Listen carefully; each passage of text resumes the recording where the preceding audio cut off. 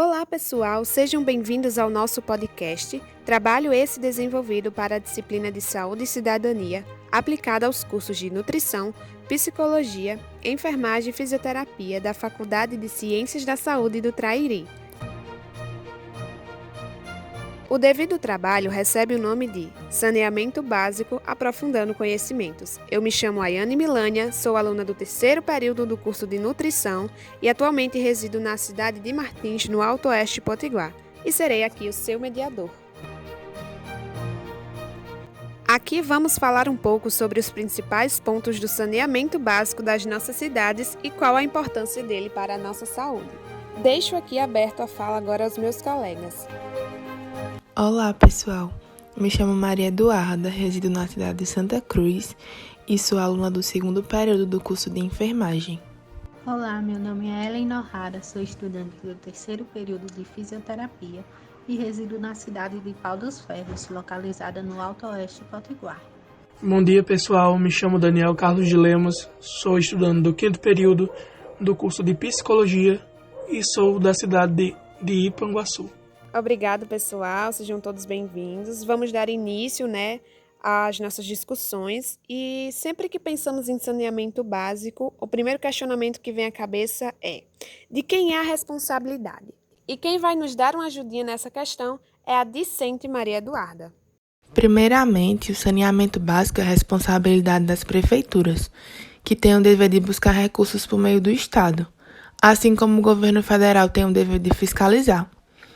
Outro ponto bastante importante para ser considerado quando se trata de saneamento básico é que muitas pessoas ainda desconhecem do que se trata e de tudo que essa temática envolve, como o fato do saneamento estar dentre as responsabilidades do SUS.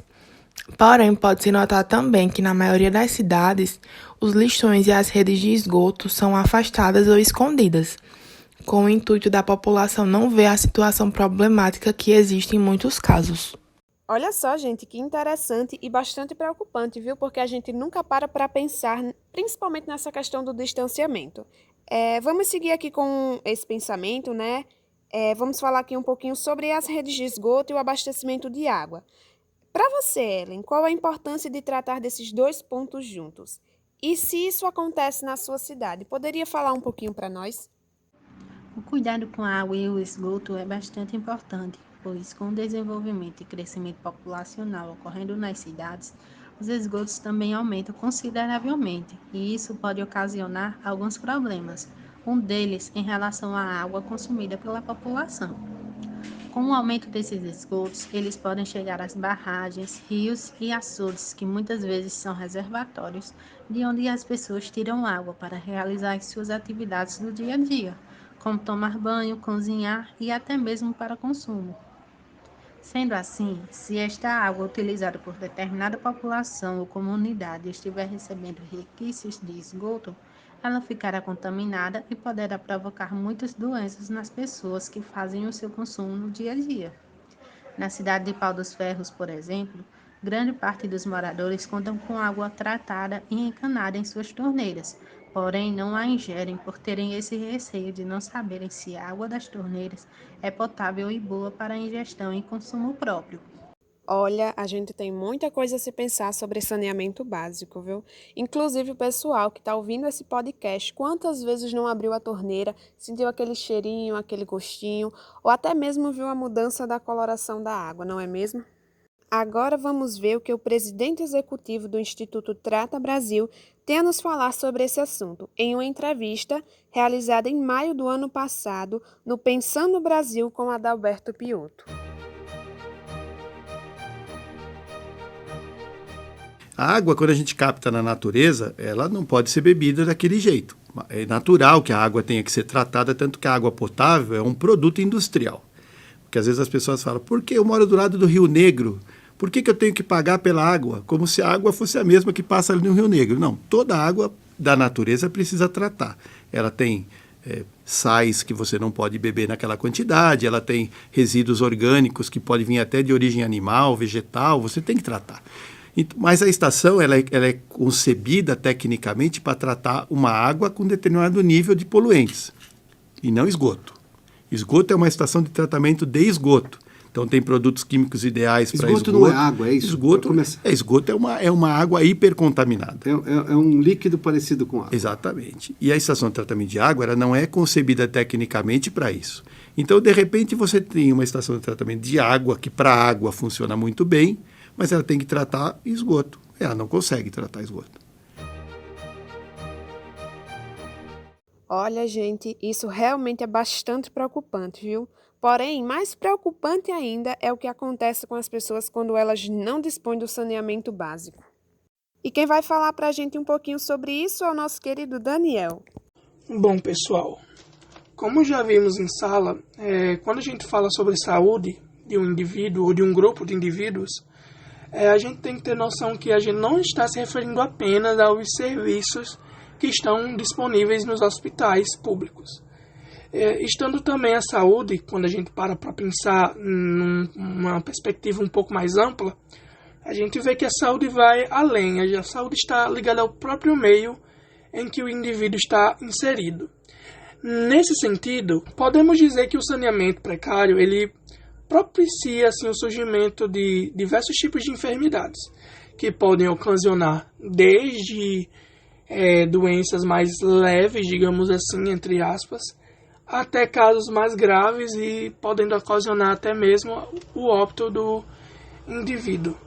E dito isso, quando a gente fala sobre saneamento básico, um dos pontos que mais ressaltado é a questão do lixo. O lixo está dentre um dos principais problemas quando se trata de saneamento básico, pois seu destino incorreto ou até mesmo seu acúmulo poderá prejudicar toda uma população de uma cidade ou de uma rua, enfim. Isso daqui eu falo até mesmo porque dentro da minha realidade, no sentido do lugar onde eu moro, houve um problema em relação ao acúmulo de lixo, e esse acúmulo de lixo, juntamente com as chuvas, proporcionou um surto de dengue e de chikungunya aqui na minha região.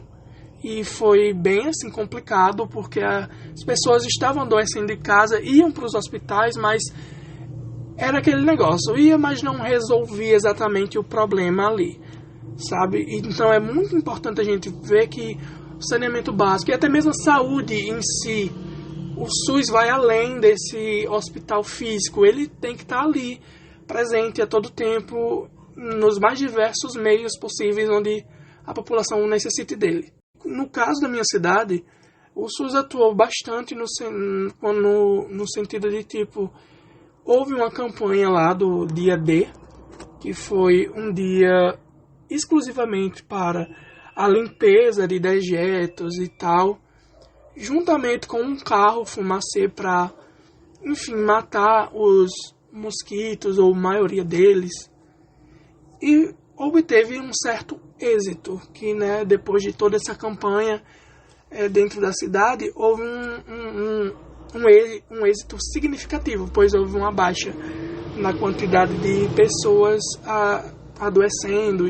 E um ponto importante também a ser destacado é que, além da saúde ser prejudicada nesse processo de um saneamento básico precário, segundo o Instituto Trata Brasil, que fez uma pesquisa, é um pouco antiga, mas eu resolvi trazer porque eu achei interessante, o grupo achou interessante, que é basicamente falando sobre a relação entre a carência do saneamento básico e as oportunidades de vida, ou trabalhos, enfim, oportunidades financeiras de pessoas que vivem nessas realidades. E dentro dessa pesquisa foi notado que a carência de saneamento básico afeta diretamente na renda do sujeito. E o acesso ao saneamento básico aumentaria as oportunidades econômicas do indivíduo, ou seja, não é apenas a saúde num sentido biológico que está sendo assim afetada, mas também a própria economia dessa população ou de um indivíduo, enfim. E então é necessário cuidar dessas pessoas visando a saúde como uma coisa que está além desses hospitais, além desse ponto físico referencial, porque o SUS não está ali apenas para atender no posto físico, ele vai muito além. E agora, para não me alongar além do necessário, irei passar a palavra para a Ayane. Obrigada, Daniel. Realmente é um assunto bastante delicado e que precisa urgentemente de uma solução. Agora vamos ouvir um pouquinho, né, sobre o lado do setor público e setor privado e também sobre o papel do Ministério do Meio Ambiente, segundo Edson Carlos, presidente executivo do Instituto Trata Brasil. 6% dos municípios brasileiros são operados por empresa privada. 6%. 94% dos municípios brasileiros são empresas públicas. Então, essas empresas públicas, com exceção de uma Sabesp, uma Sanepar, não têm condição de fazer frente ao desafio, porque o desafio é gigantesco. Então, o Ministério da Economia falou assim, nós precisamos criar regras que atraiam o setor privado para o saneamento. Então, esse lado do Ministério da Economia que está impulsionando o tema no Congresso, porque quer atrair o setor privado para cobrir essa lacuna que economicamente inviável ficar só na mão do setor público.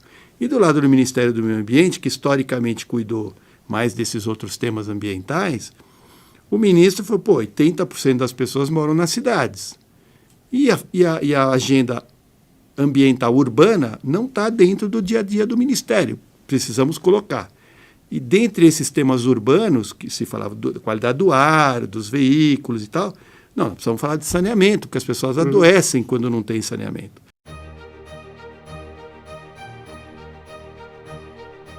Olha, pessoal, saneamento básico vai além daquilo que somos acostumados a pensar, viu? Nós temos muito a conversar sobre o assunto, mas por hora vamos ficando por aqui. Agradeço demais aos meus colegas, ao Daniel, a Ellen, a Maria Eduarda, pela participação, né, e pelo enriquecimento no nosso podcast. E a todos que estão ouvindo, eu desejo um forte abraço. Muito obrigado pela atenção de vocês e desejo um ótimo dia.